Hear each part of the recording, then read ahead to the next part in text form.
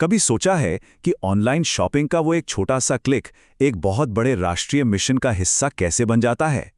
आज हम भारत की उस कहानी को समझने वाले हैं जो हर एक पार्सल, हर एक सामान की यात्रा को बिल्कुल नए सिरे से लिख रही है।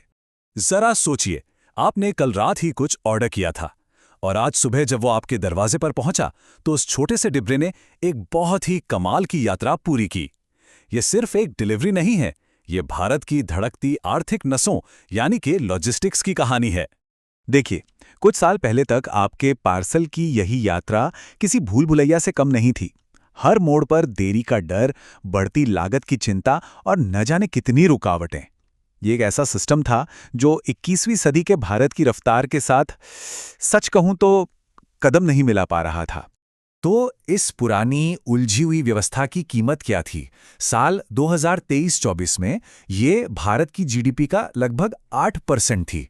अब ये सिर्फ एक नंबर नहीं है, इसका मतलब ये है कि हर चीज, आपकी कार से लेकर आपके घर के राशन तक, इस इनएफिशिएंसी की वजह से महंगी थी। इस समस्या की जड़ थी हमारे ट्रांसपोर्टेशन का असंतुलन। सोचिए, हमारा 71% सामान भीड़भाड़ वाली सड़कों पर मानो रेंग रहा था, जबकि बगल में 18% क्षमता वाला रेल का एक खुला हाईवे लगभग खाली पड़ा था। हम एक तरह से जानबूझकर ट्रैफिक जैम में फंसे हुए थे। और इस ट्रैफिक जैम में गाड़ियां चला कौन रहा था? लगभग 90% छोटे असंगठित खिलाड़ी। कल्पना कीजिए एक ऐसी दौड़ की जहां हर कोई अपने नियमों से चल रहा हो, कोई तालमेल नहीं, कोई रणनीति नहीं। नतीजा, आपके पार्सल के लिए एक लंबी, महंगी और अनिश्चित यात्रा। लेकिन फिर कहानी में एक बड़ा मोड़ आया। एक नया नक्शा तैयार हुआ, एक आधुनिक, एक स्मार्ट नक्शा, जो हमारे हर पार्सल को एक तेज और बेहतर रास्ते पर ले जाने का वादा करता है। और यही है भारत की राष्ट्रीय लॉजिस्टिक्स नीति। ये पॉलिसी सिर्फ सड़कों को चौड़ा करने के बारे में नहीं है, नहीं, इसका लक्ष्य कहीं ज्यादा बड़ा है। टेक्नोलॉजी, इंटीग्रेशन और कुशलता का इस्तेमाल करके पूरे सिस्टम को बदलना, ताकि हर पार्सल की यात्रा पानी की तरह सहज हो जाए।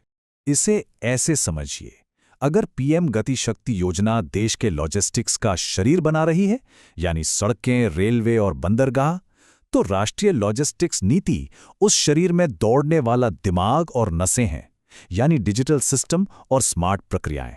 दोनों एक दूसरे के बिना बिल्कुल अधूरे हैं। और इस नए नक्शे की मंजिल एकदम साफ है। 2030 तक का मिशन, लागत को दुनिया के बराबर लाना, भारत को दुनिया के टॉप 25 लॉजिस्टिक्स हब में शामिल करना और डेटा की ताकत से पूरे सिस्टम को इंटेलिजेंट बनाना। वाकई एक बहुत ही महत्वाकांक्षी मिशन है। तो ये सब बातें कागज पर तो बहुत अच्छी लगती हैं, लेकिन सवाल यह है कि जमीन पर क्या हो रहा है? हमारे पार्सल की यात्रा असल में कैसे बदल रही है? चलिए देखते हैं। देखिए, ये सिर्फ बातें नहीं हैं, नतीजे बोल रहे हैं। वर्ल्ड बैंक के लॉजिस्टिक्स परफॉर्मेंस इंडेक्स में भारत ने 6 पायदान की छलांग लगाई है, 44 से सीधे 38 स्थान पर। यह दुनिया को एक साफ संकेत है कि भारत अपने सामान को तेजी से और बेहतर तरीके से पहुंचाना सीख रहा है।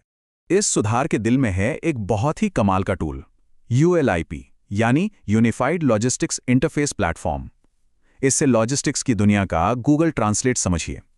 ये दर्जनों अलग अलग सरकारी और प्राइवेट सिस्टम्स को एक ही भाषा में बात करने में मदद करता है, जिससे जानकारी बिना किसी रुकावट के बहती है। और इसका पैमाना देखिए, अब तक ULIP ने 160 करोड़ से ज्यादा डिजिटल लेनदेन को संभव बनाया है।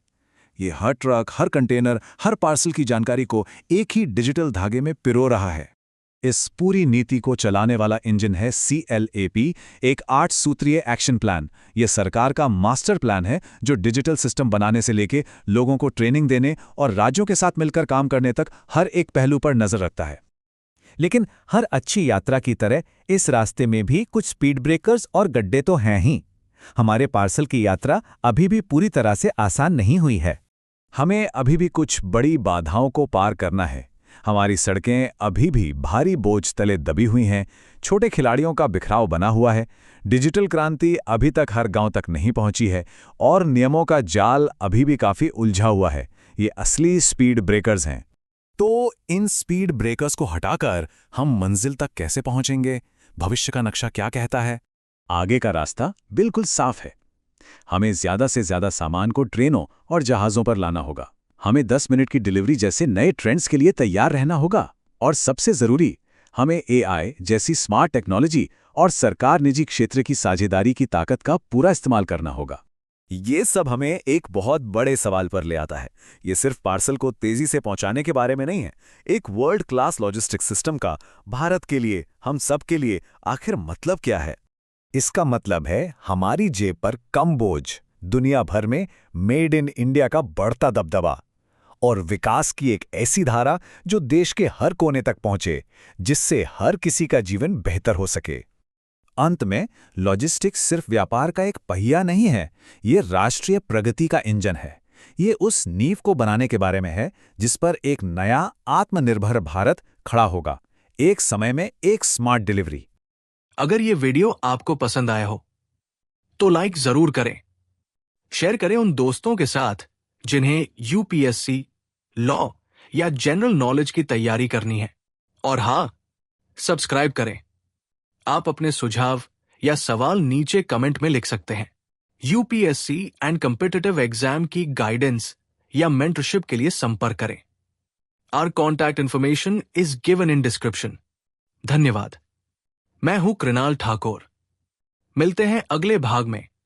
जय हिंद।